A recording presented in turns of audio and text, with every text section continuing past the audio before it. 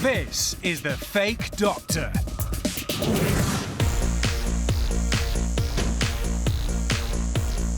Paul's arrived at a fancy Manchester boutique hotel where he intends to live the high life. Dr. Marks checking in.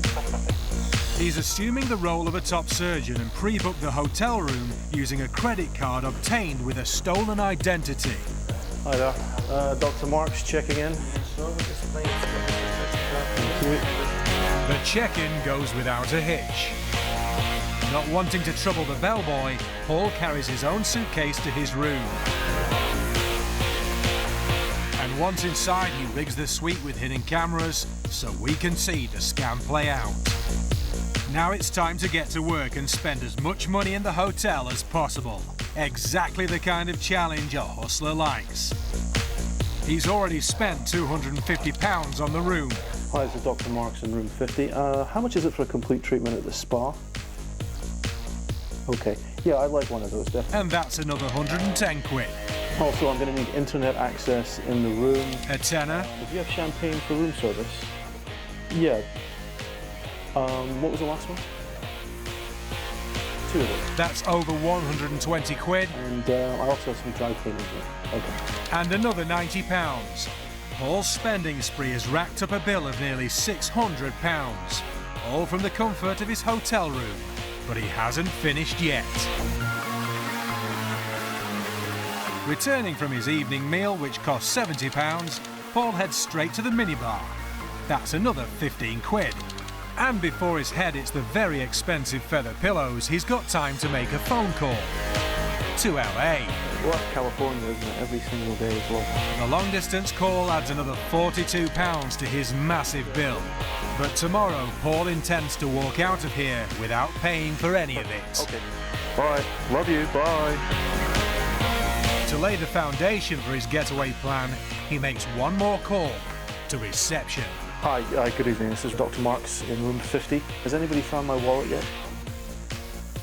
No, I'm absolutely positive I had it when I went out, but it's definitely not in my room, no. Could you leave a note for someone in the morning, just in case somebody does hand it in?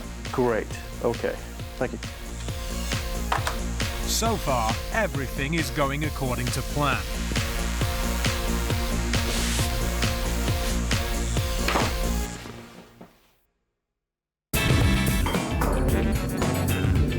The next morning, Paul has a hearty breakfast, all charged to his room, and returns to his suite for the final part of his shopping spree. And whereas yesterday he was spending, today he's stealing. The reason he carried his own suitcase when he checked in was because it was virtually empty, leaving lots of room to stash whatever he chooses.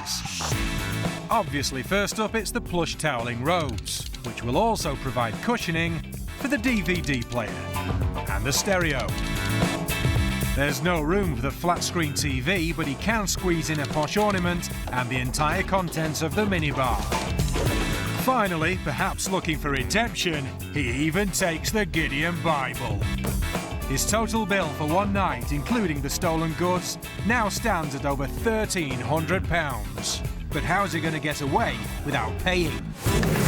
The day before, Jess played the role of doctor's assistant and posted some old x-rays and Paul's fake ID to the hotel, providing all the necessary convincers for a top-flight surgeon. At the front desk, Paul's about to check out. Good morning. Yeah, Dr. Marks, do you have any mail for me? Maybe something delivered overnight?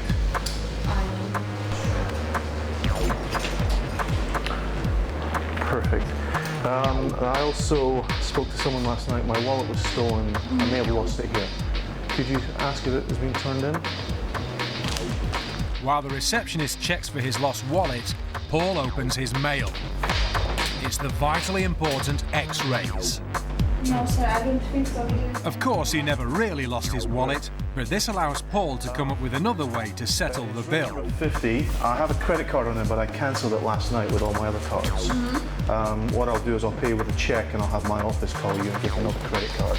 Or you can use the cheque. It's whatever's better for you people. Fair enough? Paying by cheque is against the hotel's policy, but surely a surgeon is a man of integrity, completely trustworthy.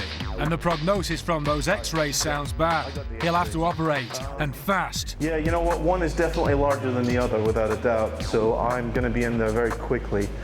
Are you going to prep? All right. I'll be as quick as I can. Thank you.